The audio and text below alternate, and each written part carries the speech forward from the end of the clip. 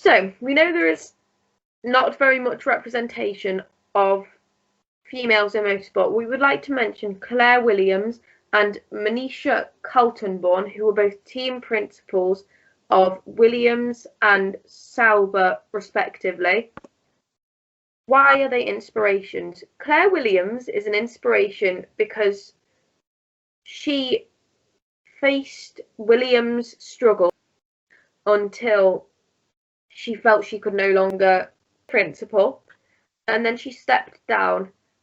She was representative of her family business, and I personally think that she was very successful. Manisha Coltonborn was the team principal of Sauber and the CEO until 2017, and she was the first female team principal in Formula One. So they have both paved the way for younger women who would like to maybe one day be a team principal. So the W Series is a racing series just for women. It was launched in 2018 and is now partnership with F1. And their motto is it's a catalyst for change to bring more women into F1. So the women who are participating don't have to pay to get in. Instead, they are selected on their abilities rather than their background and their money. And it's an investment to encourage and inspire more young girls into karting and to get into motorsport. The good thing about the W Series is that the top 18 drivers are distributed $1.5 million. So the winner gets $500K. So it helps them fund the next step in their careers with F1. It focuses on developing the driver's skills and gives them more learning opportunities, so then they can progress and hopefully get into F1. But also, it's also going to be broadcasted on Channel 4 on the UK TV, so it can be more recognisable and can get more women interested into the sport, and it's a big step forward for women in motorsport. Formula Woman is a specific competition aimed at people with little to no racing experience.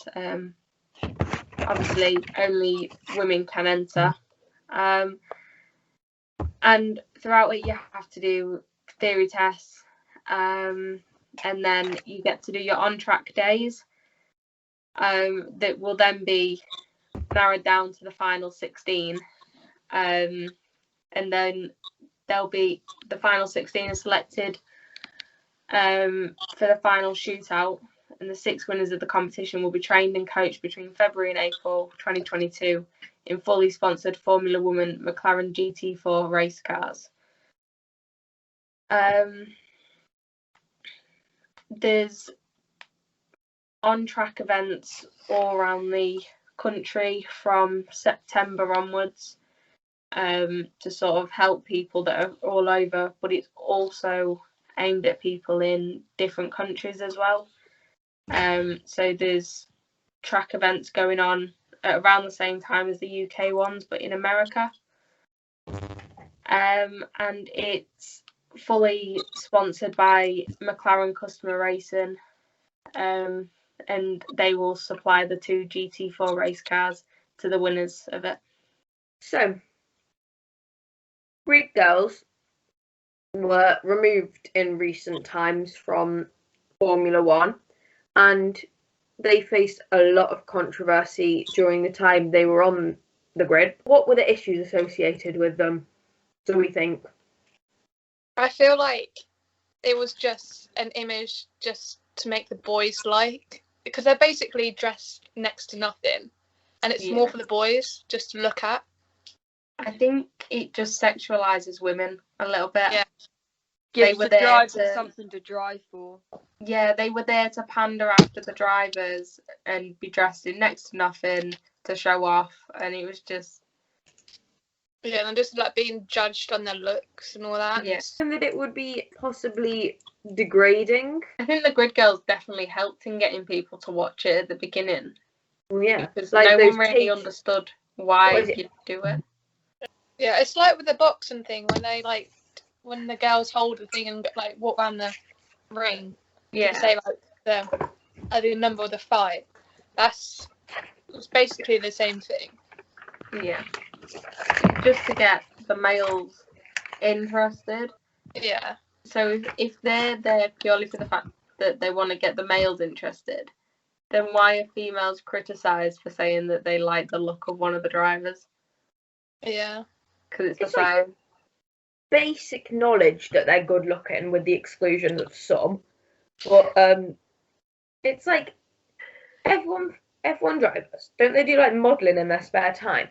That clearly indicates, or sort of indicates, that they are good looking. So why is it so bad to have like a crush on one of them? It's like, oh yeah, you like One Direction. Oh, I bet you're in love with Harry Styles. Obviously, other band members do apply, but people can't accept that teenage girls like things just because of what they are rather than looks. Yeah. It's like, how often do you hear, like, if lads talk about, I don't know, like Little Mix or Ariana Grande or anything, it's like, oh, she's there. They And talk about them in a not nice way. Sorry, Yeah. Megan, I've cut you off, and you as well, Caitlin. It's like it doesn't just apply for F1. You see it in many different sports as well. Football, I know, is one. Like, oh, girls only watch football because of the athletes that are playing in the male game. And like you could say with the growing female teams, you can then just reverse it on the boys. Say, oh, you only watch the girls game because you think so and so about them. That it can be reversed on anyone, but just we need more women like to grow into that sector in order to grow it and show that they're not just there for one thing, that women can work in that job role and they can be there to compete, and it's not just male dominated. I think agree. also when Sorry, it you go first. started, you think of racing as like a male hobby or a male like what they'll want to do, and I feel like when it first started, maybe the guys were like, oh no, to the women, you can't watch it, you can't watch it, you can't watch it, it's for us. Go in the kitchen, like being like proper sexist about it. So I feel like also that affected us in the future, because if it was inclusive, there might have been more women in this sport, and like it's just people's opinion about it and how it's like a rough sport and there's a lot of contact, it's a physical sport, and women aren't good enough, they're not strong enough. And I feel like that's a big factor as well, when it shows that women can do it, like with Abby Pulling and all that they can do it and they are good. It's just that men, like some men, I'm not saying all men, like think that we aren't and we're not good enough for the sport. Yeah. Back onto people saying girls only watch F1 because the drivers are attractive. You can't even see the drivers when they're driving around the track, No. can you? The helmet's sort of in the way. But You it's see the better. cars. You just see Yeah, the you cars. just in it for the liveries. Oh, the liveries But are it's better now. It's better now that we've got more female representation, because there was that Girls on Track program by the FIA. There's Maya Woog, who's like the first Ferrari Driver Academy girl member. And it's good that more young girls are getting into karting, because it's allowing a more diverse future, if that makes sense. Should we talk about the controversy surrounding Sophia Does anybody know anything about the controversy? Yeah. Cycles. With Sophia, there has been a fair bit of controversy. In 2019, she hit out at the W Series, saying that it was a setback on a sporting level and not the way to help women in motorsport. Mainly because you're segregating, and if you want women to be able to race within Formula One, why segregate them the whole way through their racing career? And that was sort of her argument to that, because I kind of get where she's coming from, for the fact that there's not competition between male and female. It's just, well, the females can race against females and the males can race against the males, and we'll look at maybe putting them together if they manage to get to Formula One. And I also get why W Series was created, obviously to help women get into it, but her sort of thoughts on it were that they shouldn't have had to create that separate area. They should have been able to put women in straight into the races that the males are in as well.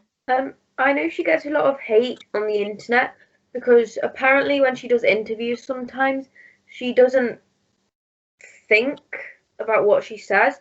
She just says it.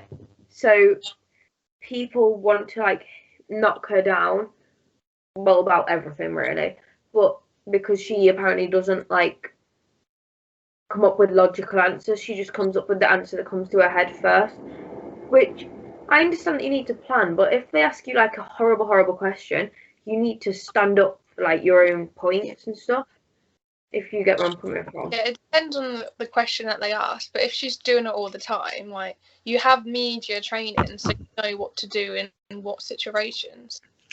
Yeah. I think she is very straightforward and to the point, but yeah, she should. There's a time and a place to voice your opinion when you're in that spotlight. And some of the things that she says, whether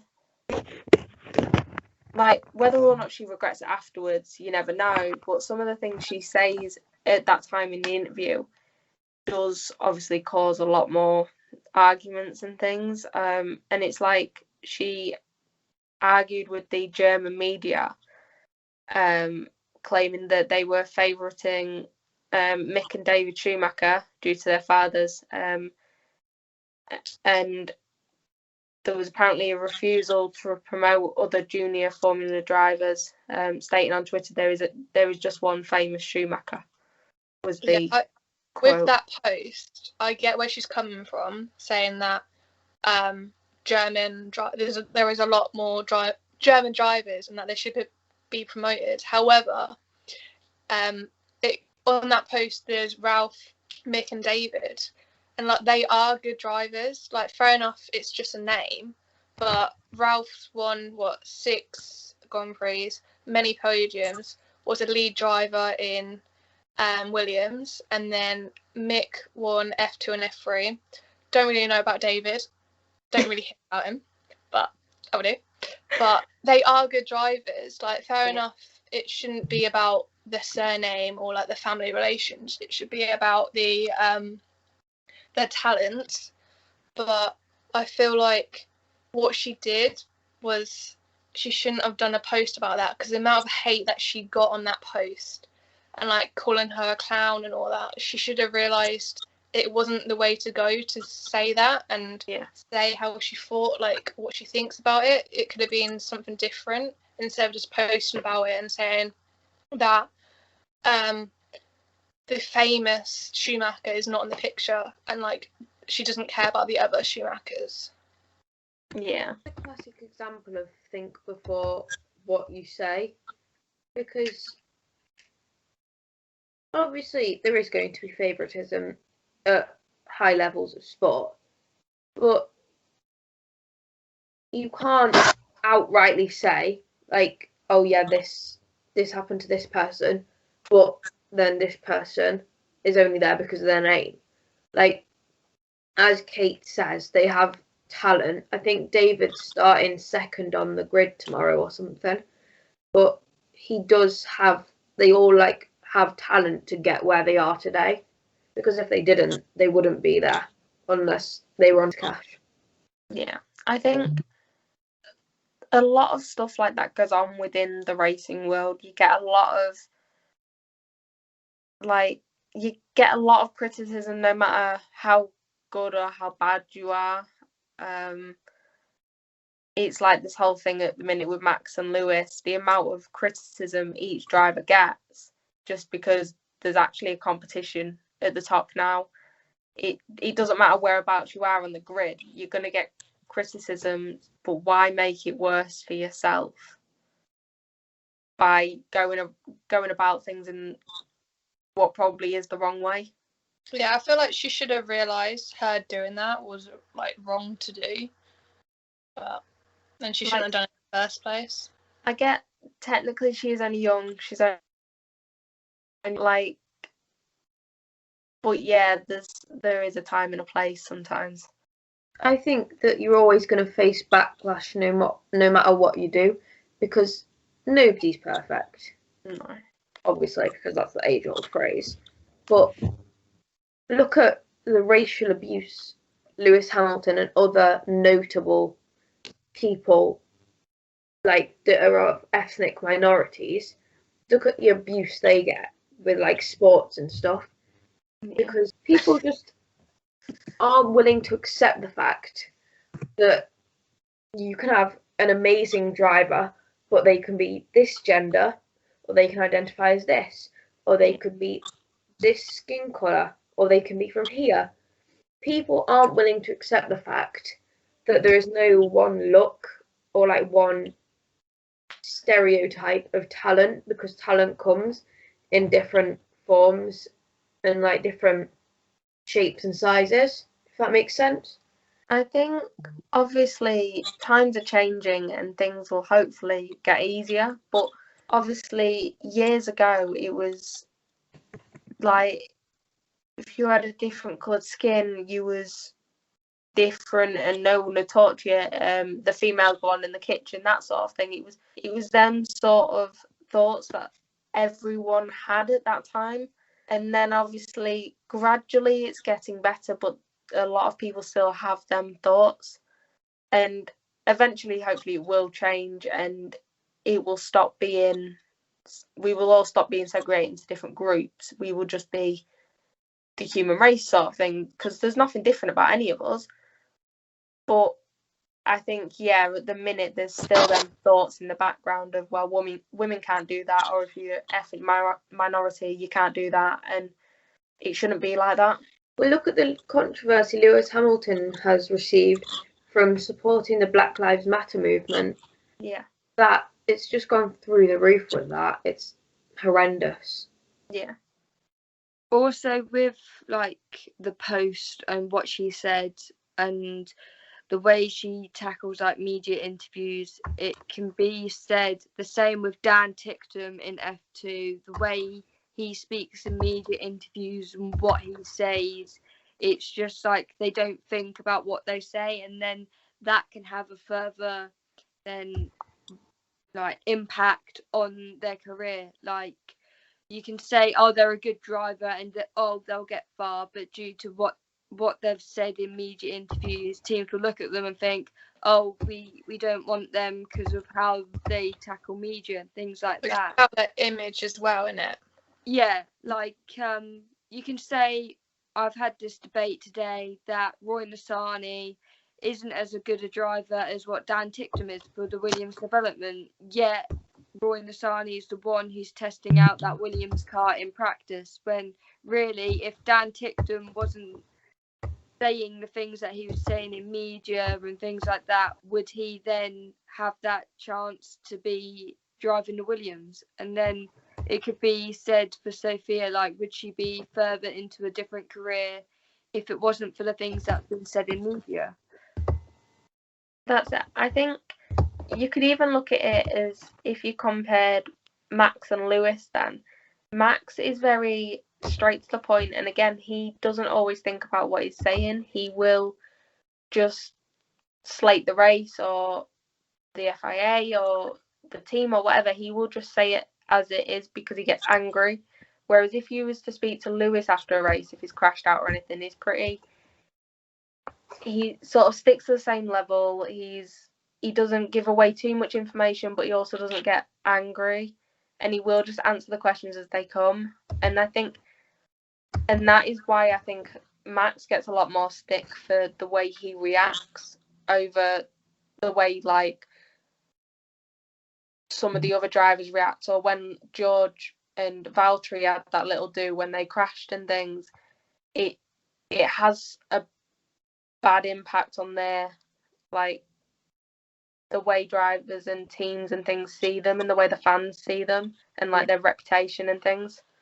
Definitely, yeah. There will always be somebody that tries to hit back at what you say, and I feel like certain people face more backlash over what they say because people view them as like lesser, and it's a bit tiring having to deal with the controversy that comes, like the people on TikTok who are like, oh, you're a girl F1 fan, well, you can't be this and you can't be this and you can't do that, because they just need to get over themselves, really. That's the only way to put it. Sophia was doing a endurance racing and got P6, I think it was, in her team, which is very, very good and proves that girls are just as good as boys. Also, Jessica Hawkins was racing at the weekend in the BTCC, which was very interesting. Last minute call up, and she's now back with Aston Martin this week for France. She's very cool. I like her. It just needs to be more female representation, I think. And that rounds up another episode of Avoid the Tyre Wall podcast. We hope you enjoyed the content in which we have discussed within this episode, and we look forward for you to listen to our podcast next week. Thank you and goodbye.